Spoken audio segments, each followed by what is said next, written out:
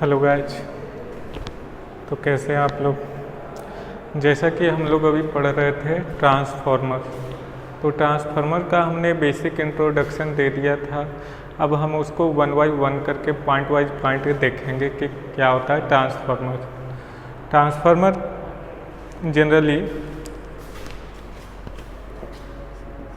जो ट्रांसफार्मर होता है वो कांस्टेंट फ्रीक्वेंसी डिवाइस होता है।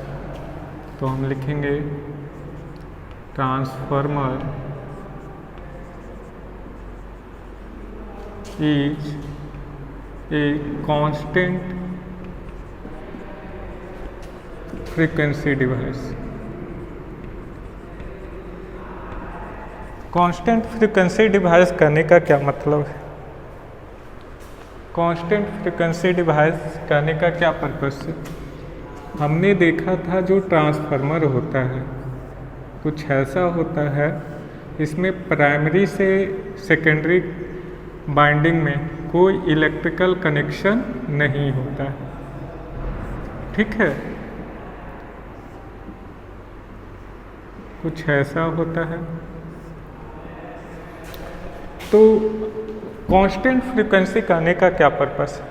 कहने का ये पर्पस है कि अगर आप इधर 40 हर्ट्ज सप्लाई देते हो, 50 हर्ट्ज सप्लाई देते हो, तो आपका जो सेकेंडरी है, अगर सेकेंडरी कैसे कहेंगे प्राइमरी कैसे कहेंगे वो हमने बताया था।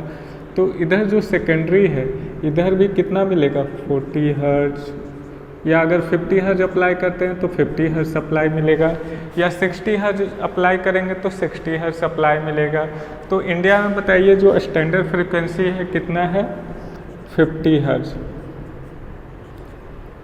इंडिया का स्टैंडर्ड फ्रीक्वेंसी।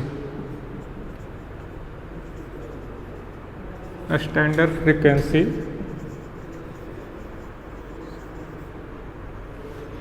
अब तो प्राइमरी में आपका 50 हर्ट्ज जाएगा तो सेकेंडरी में क्या होगा 50 हर्ट्ज ही रहेगा, ठीक है। अब स्टैंडर्ड फ्रीक्वेंसी कहने का क्या पर्पस है?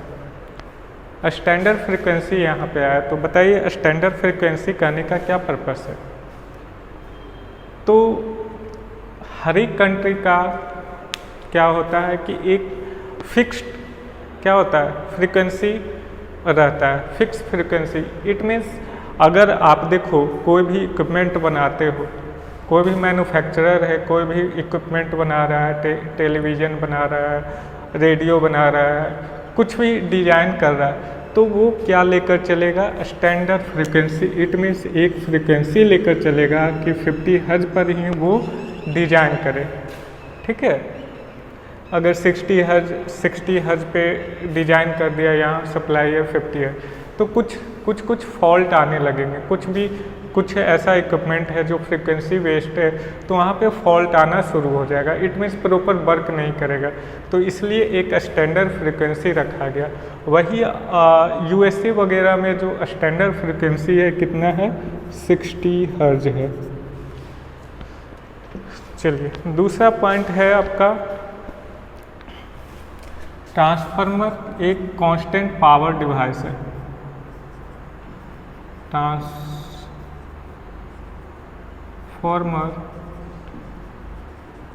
इज ए कांस्टेंट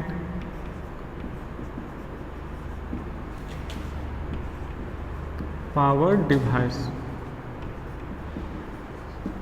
अब यहाँ पे कांस्टेंट पावर कहने का मतलब क्या है? तो जैसे कि आप लोग जानते हैं कि इसका जो रेटिंग होता है किस में होता है? केवीए में होता है।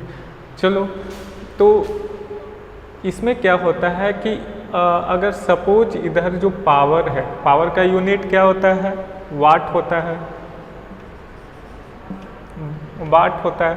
सपोज इधर 70 वाट हम अप्लाई किए तो इधर भी आपको मिलेगा 70 वाट।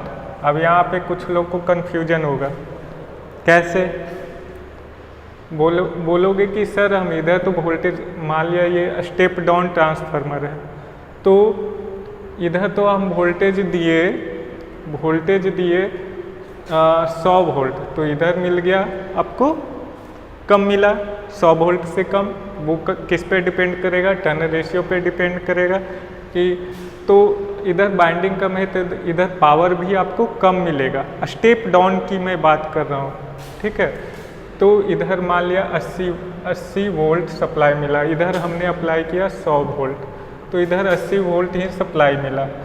तो पावर कैसे कांस्टेंट होगा, तो दूसरा टर्म एक और है, पावर क्या होता है, P बराबर VI होता है, वोल्टेज इनटू करंट, ठीक है।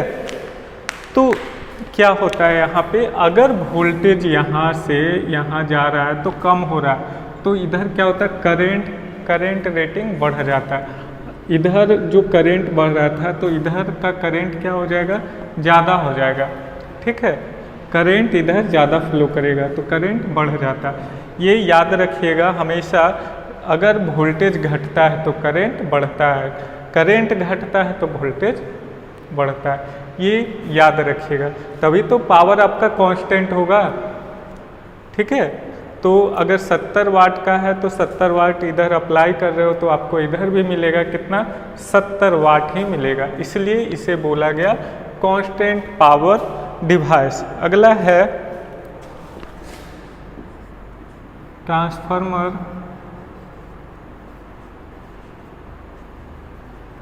Is a constant flux device.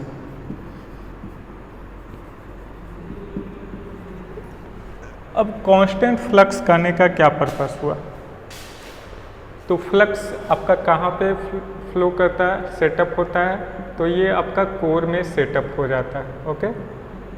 ये आपका कोर है,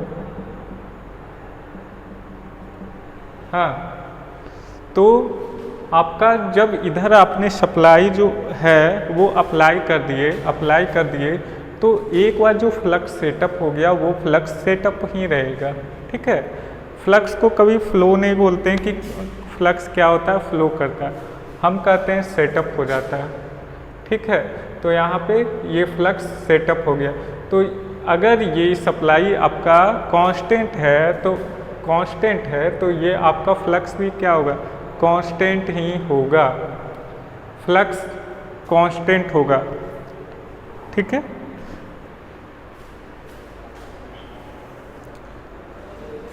तो लिखिएगा क्यों कांस्टेंट होता है, वो लिखिएगा,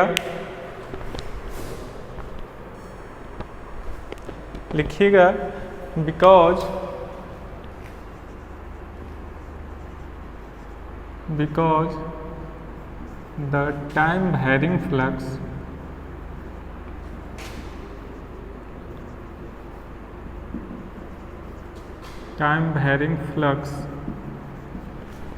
varying flux is always constant,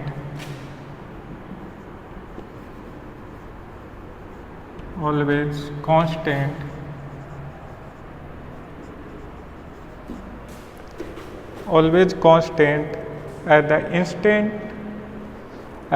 instant irrespective of power, at the instant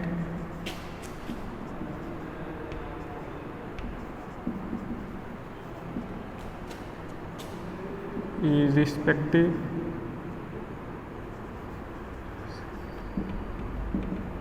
of power from source to load।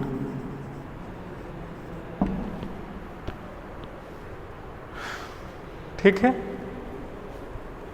अगला है ट्रांसफार्मर ईजे। अगला पॉइंट लिखेंगे हम, ट्रांसफार्मर क्या है, एक इलेक्ट्रोमैग्नेटिक एनर्जी कन्वर्जन डिवाइस है। लिखेंगे ट्रांसफार्मर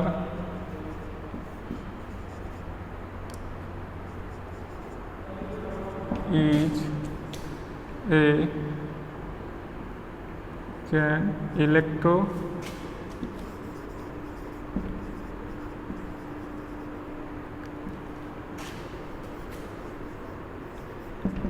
इलेक्ट्रोमैग्नेटिक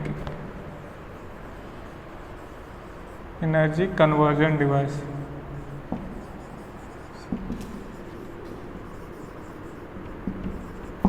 ठीक है, when internal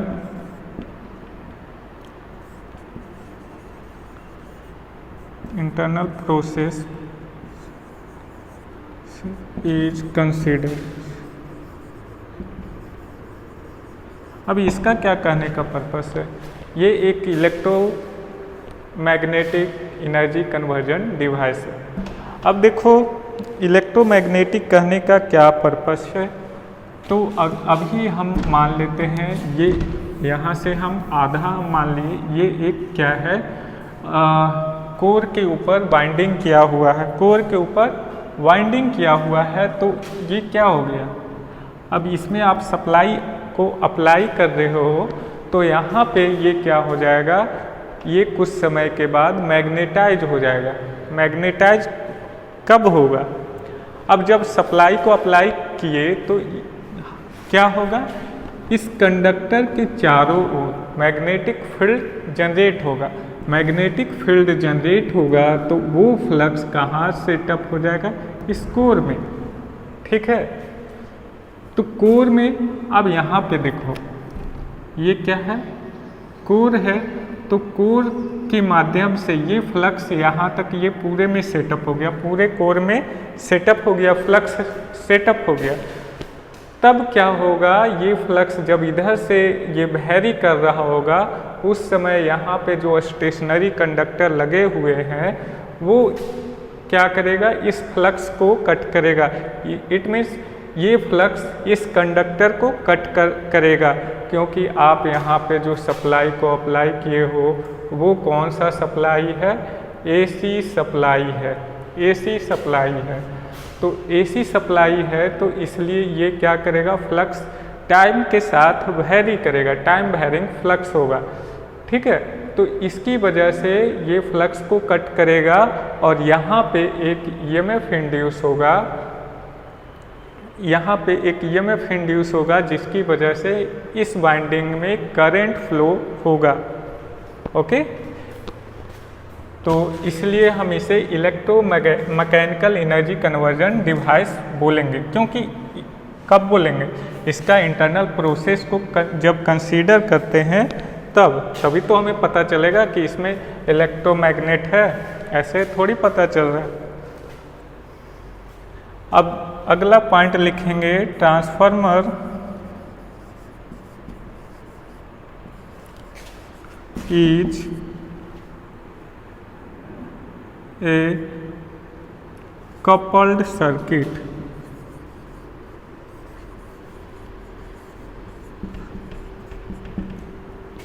circuit device. Circuit को शॉर्ट फॉर्म में CKT लिखते हैं। ओके,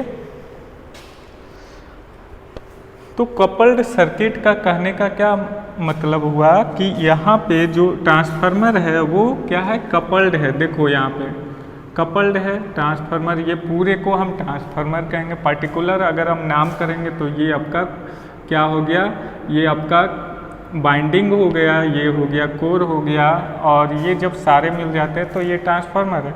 अब यहाँ पे एक सर्किट इधर है, एक सर्किट इधर है, दोनों को कपल्ड किया गया बाय हेल्प ऑफ कोर।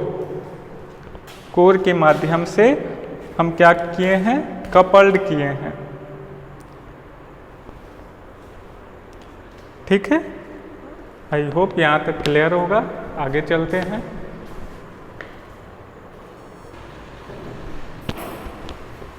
तो देखिए ट्रांसफार्मर में जो नेमिंग होता है बाइंडिंग का नाम, जैसे मैं एक ट्रांसफार्मर बनाता हूँ यहाँ पे, ट्रांसफार्मर में कौन सा प्राइमरी है कौन सा सेकेंडरी है, हम जब तक सोर्स और लोड कनेक्ट ना हो हम डिसाइड नहीं कर सकते हैं।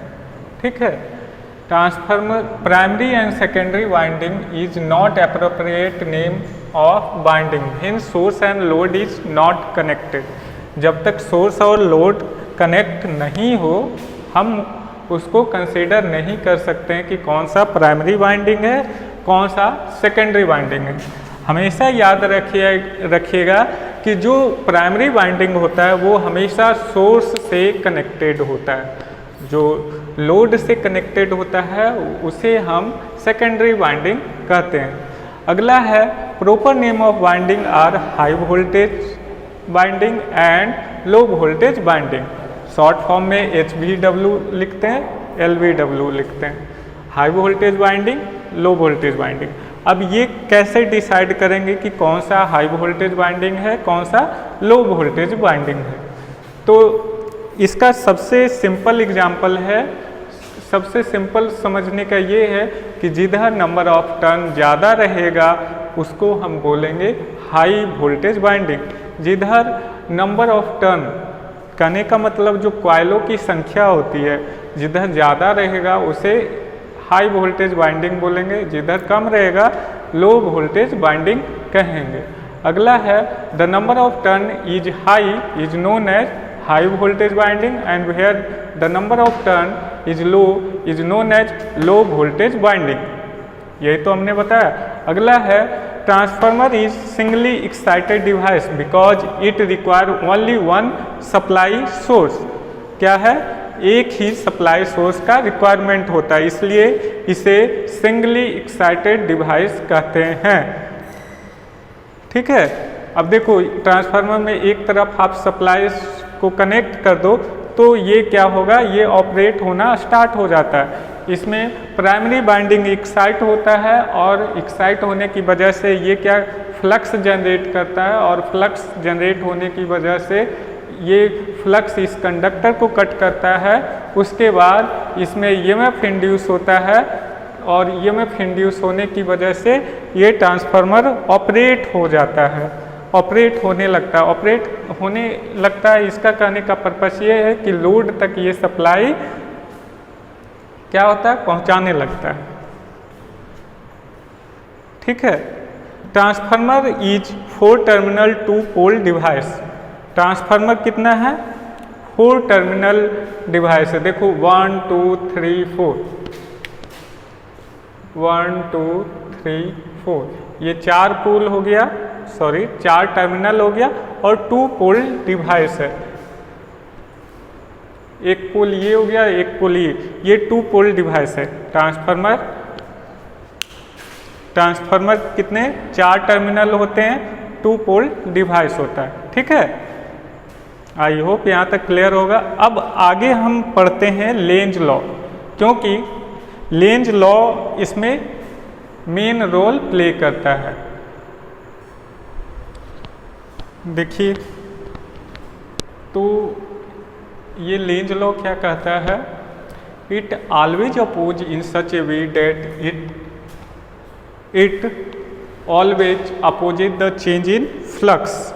लेंज लॉ ये कहता है, इट मीन्स जो फ्लक्स है, फ्लक्स के बारे में कहता है कि ये क्या करता है, जो टाइम वेरिंग फ्लक्स है ये क्या करता है, ऑलवेज अपोज करता है चेंज इन फ्लक्स। चेंज जो फ्लक्स चेंज हो रहा है उसे क्या करता है, अपोज करता है। इट मीन्स ये एक एरिया है, इसमें जो ये फ्लक्स जनरेट हो रहा है इसका ये डायरेक्शन है। तो इसका ग्राफ कैसा बनेगा? ग्राफ फ्लक्स का जो ग्राफ होगा टाइम के रिस्पेक्ट में कुछ ऐसा होगा। यहाँ पे जो फ्लक्स होगा φm sin ओमेगा t होगा। ठीक है।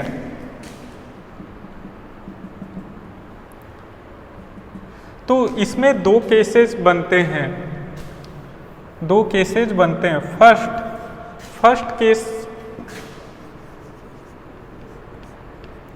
फर्स्ट केस ये है, सपोज ये आपका मैक्सिमम फ्लक्स,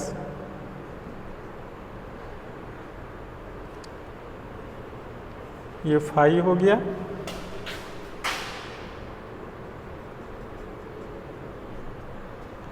ठीक है। तो इसका जो फ्लक्स होगा, देखो यहाँ पे दो फ्लक्स होंगे, एक तो जो जनरेट हो रहा है, दूसरा जो मेन फ्लक्स है वो, ठीक है। तो जो मेन फ्लक्स है ये आपका फाई हो गया, ये क्या है फाई, फाई। इसे लिख देता हूँ time varying flux increase with time, ये क्या है टाइम वेरिंग फ्लक्स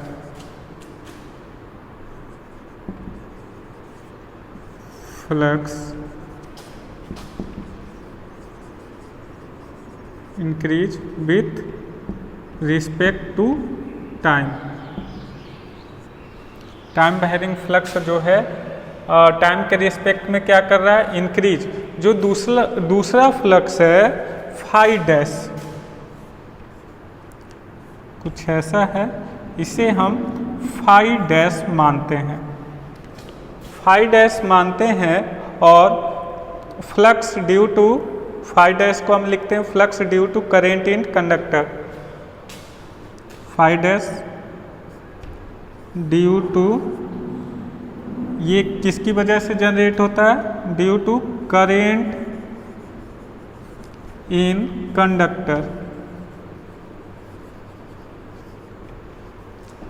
अब देखो जो ट्रांसफार्मर था, ट्रांसफार्मर हम पढ़ रहे थे, तो ट्रांसफार्मर में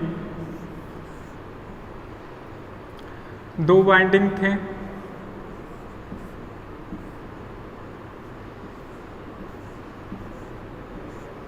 ठीक है।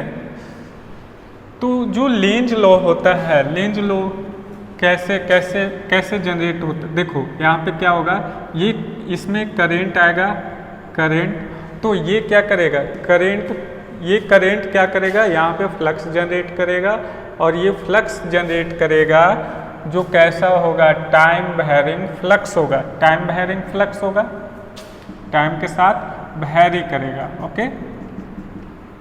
अब देखो ये टाइम के साथ वेरी कर रहा है, तो यहाँ पे क्या हो रहा है, ये कंडक्टर को कट कर रहा है, कंडक्टर को कट कर रहा है, तो इसमें क्या हो रहा है, ईएमएफ इंड्यूस हो रहा है। तो ईएमएफ इंड्यूस हो रहा है, तो यहाँ पे क्या हो रहा है, इसमें करंट फ्लो कर रहा है, कंडक्टर में करंट फ्लो कर रहा है ना, तो ये कंडक्टर में करंट फ्लो होने की वजह से एक इसमें क्या होगा, इसमें भी एक फ्लक्स जनरेट होगा, और ये फ्लक्स क्या करेगा, इसको अपोज करेगा, टाइम वेरिंग फ्लक्स को, ठीक है, अपोज करेगा, वही लेंज लॉ है। दूसरा देखो, अब यहाँ तक की हम अभी बात किए, फ्लक्स जीरो से शुरू होता है, मैक्सिमम तक पहुँचता है, और मैक्सिमम तक पहुँचता है फाई एम तक, ठीक है, phi M sine omega T, यहाँ तक पहुँचा। और तो क्या हो गया, यहाँ पे देखो दो फ्लक्स है, यहाँ तक के क्या हो गया, टाइम वेरिंग फ्लक्स है जो यहाँ तक इंक्रीज कर रहा है, और फिर क्या होगा, जो करंट है इस समय, क्या जो करंट कंडक्टर में करंट की वजह से जो इसमें फ्लक्स जनरेट हो रहा है, वो क्या हो रहा है, वो डिक्रीज कर रहा है, ठीक है, वो डिक्रीज कर रहा है। दूसरा केस, केस 2, दूसरा केस क्या कह रहा है,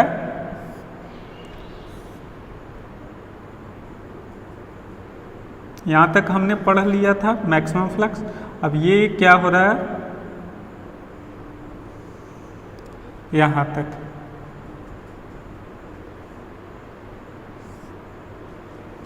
ठीक है।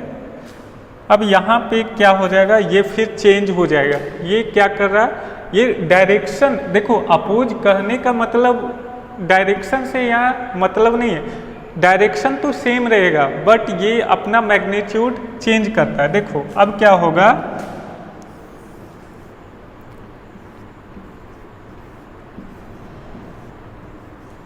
यहाँ पे ये जो बड़ा वाला लाइन हमने दिखाया, ये क्या है, टाइम वेरिंग फ्लक्स है phi.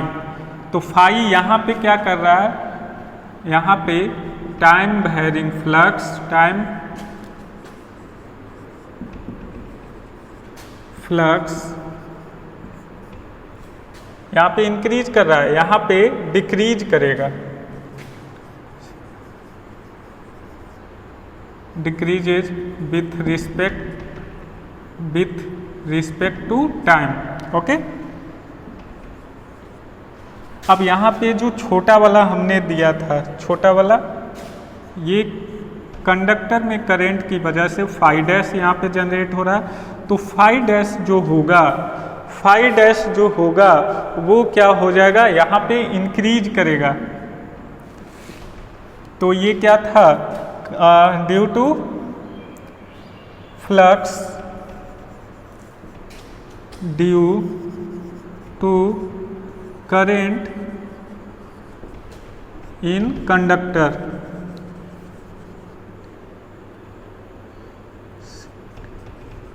Conductor is increases, flux क्या हो जाएगा, इंक्रीज करेगा। ओके, कौन सा फ्लक्स इंक्रीज करेगा, जो कंडक्टर में ईएमएफ इंड्यूस होने के बाद जो करंट इसमें फ्लो कर रहा है उसकी वजह से। तो ठीक है, यही होता है लेंज लॉ। इसमें मैग्नीट्यूड से मतलब मैग्नीट्यूड सेम रहेगा, सिर्फ आपका जो इसमें करंट में जो क्या होगा, करंट फ्लो होने की वजह से कंडक्टर में जो करंट फ्लो होगा उसका जो फ्लक्स होगा वो क्या करेगा, वैरी करेगा। ठीक है, टाइम वेरिंग फ्लक्स होगा उसका जो मैग्नीट्यूड होता है वो सेम होता है। ओके,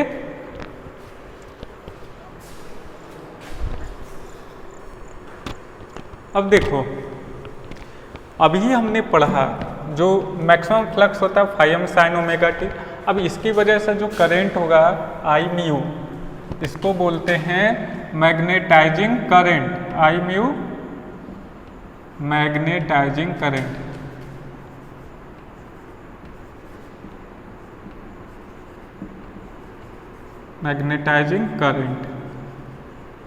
मैग्नेटाइजिंग करंट कितना होगा, तो आई म्यू बराबर I M sine omega T, क्योंकि ये फ्लक्स के प्रोपोर्शनल होता है।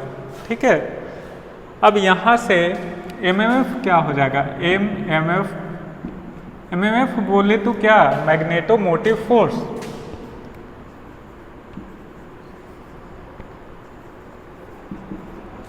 Magnetomotive force. अब मैग्नेटोमोटिव फोर्स क्या होता है, एमएमएफ बराबर क्या होता है, एनआई होता है। अब आपको देखो आई पता है, एन, तो यहाँ से लिखेंगे एमएमएफ बराबर एन। अच्छा, ये मैग्नेटाइजिंग करंट कहाँ पे जनरेट होगा, अब ये ट्रांसफार्मर है, तो ट्रांसफार्मर में यहाँ पे ये ट्रांसफार्मर है, तो ट्रांसफार्मर में प्राइमरी में जनरेट होगा या सेकेंडरी में होगा मैग्नेटाइजिंग करंट आई म्यू। तो ये कहाँ पे होगा, प्राइमरी वाइंडिंग में। सपोज ये प्राइमरी हमने माना, तो इसमें नंबर ऑफ टर्न N1 मान लेते हैं, तो N1। अब यहाँ पे आई कौन सा करंट है, आई म्यू मैग्नेटाइजिंग करंट, तो यहाँ पे आई एम साइन ओमेगा टी। ठीक है, अब यहाँ से फ्लक्स का वैल्यू कितना हो जाएगा, फाई का वैल्यू, फ्लक्स क्या होता है, फ्लक्स का वैल्यू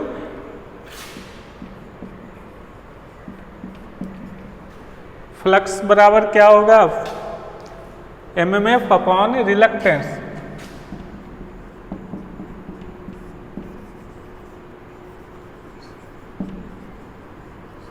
ये सब नेटवर्क में आपने अच्छे से कवर किया होगा। ठीक है, तो यहाँ पे एमएमएफ आपको पता है, रिलक्टेंस को वैसे ही रहने दें, तो फाई बराबर हो गया MMF N1 Im sign omega T upon reluctance. Okay, अब यहाँ से फ्लक्स को आपको पता है, फ्लक्स क्या है, phi M sine omega T, ये आपको पता है। तो यहाँ से E1 क्या है, E1 क्या हो जाएगा, यहाँ पे इंड्यूस्ड ईएमएफ होगा, E1 induced EMF electromotive force in primary winding. Okay, तो E1 क्या हो जाएगा, E1 बराबर क्या हो जाएगा, -N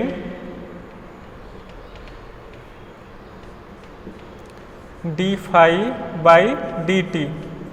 ठीक है, अब यहाँ से आपको फ्लक्स का वैल्यू पता है। अब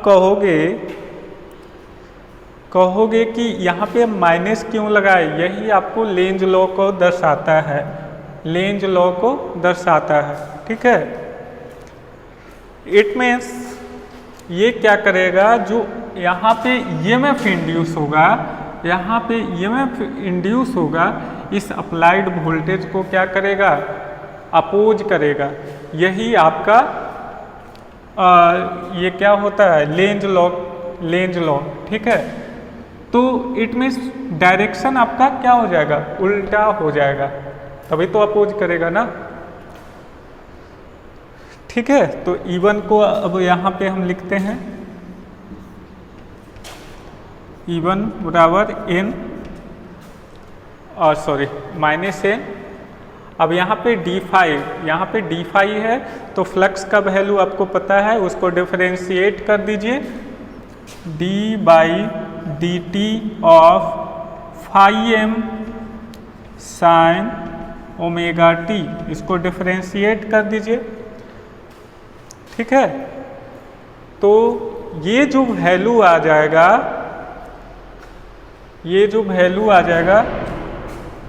इसे मैं इरेज करता हूँ।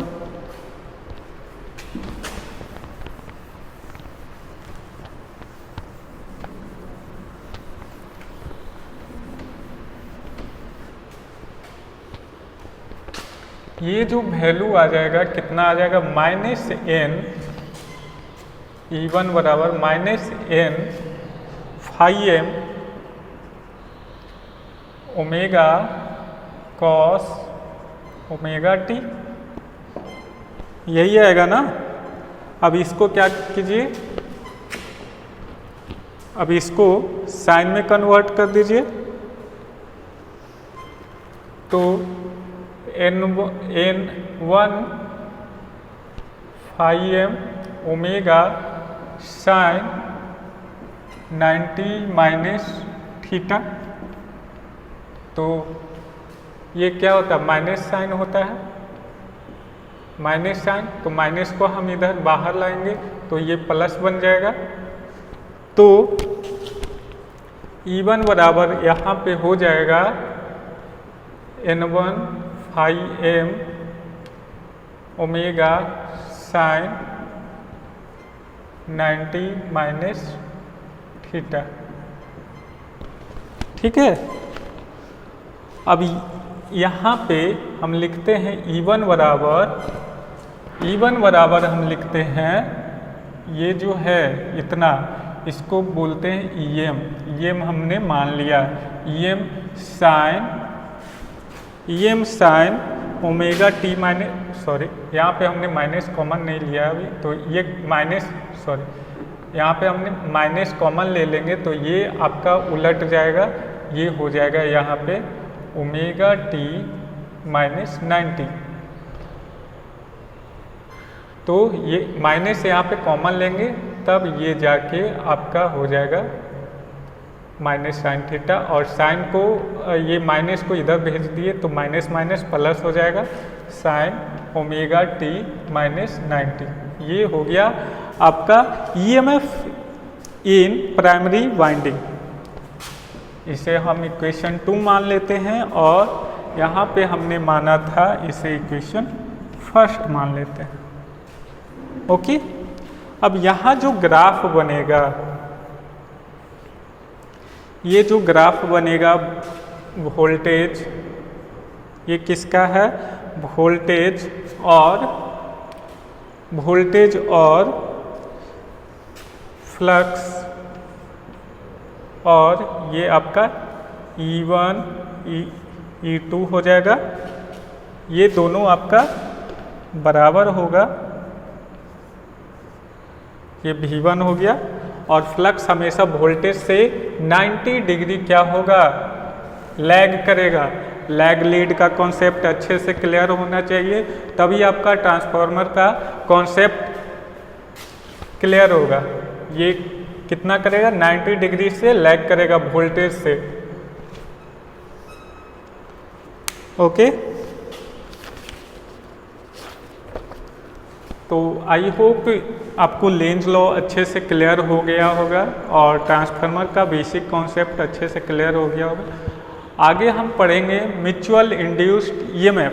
अभी हमने प्राइमरी में जो इंड्यूस्ड ईएमएफ हुआ उसको हमने देखा कि कितना ईएमएफ इंड्यूस होता है। अब हम बात करेंगे सेकेंडरी में। सेकेंडरी में जो इंड्यूस्ड ईएमएफ होता है वो म्यूचुअल इंड्यूस्ड ईएमएफ होता है। इसको हम बोलते हैं सेल्फ इंड्यूस्ड ईएमएफ। अब इसे सेल्फ इंड्यूस्ड ईएमएफ क्यों बोलते हैं ये भी थोड़ा सा क्लियर कर दूं। तो इसे हम सेल्फ इंड्यूस्ड ईएमएफ इसलिए बोलते हैं क्योंकि इसमें सोर्स जो होता है, सोर्स की वजह से, इसका खुद का सप्लाई की वजह से इसमें ईएमएफ जनरेट होता है।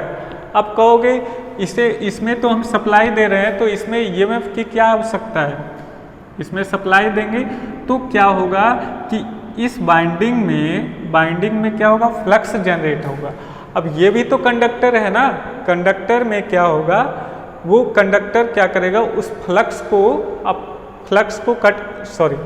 फ्लक्स इस कंडक्टर को कट करेगा, जिसकी वजह से प्राइमरी वाइंडिंग में भी आपका ईएमएफ इंड्यूस होगा। क्लियर? तो इसे हम बोलेंगे सेल्फ इंड्यूस्ड ईएमएफ। दूसरा है म्यूचुअल इंड्यूस्ड ईएमएफ। तो यहाँ पे म्यूचुअल इंड्यूस्ड ईएमएफ कहने का मतलब ये है, आपने सप्लाई दिया प्राइमरी में और यहाँ पे इंड्यूस्ड ईएमएफ हो रहा है सेकेंडरी में। तो यहाँ पे इसकी फ्लक्स की वजह से इसमें जो ईएमएफ इंड्यूस हो रहा है उसे हम बोलते हैं म्यूचुअल इंड्यूस्ड ईएमएफ। तो कल हम पढ़ेंगे, नेक्स्ट क्लास में पढ़ेंगे म्यूचुअल इंड्यूस्ड ईएमएफ के बारे में और उसका डेरिवेशन देखेंगे, ठीक है। और उसके बाद हम कोर के बारे में पढ़ेंगे, टाइप्स ऑफ ट्रांसफार्मर पढ़ेंगे। तो इतना है, ये सब बेसिक बातें थी। आई होप क्लियर होगा। Thank you.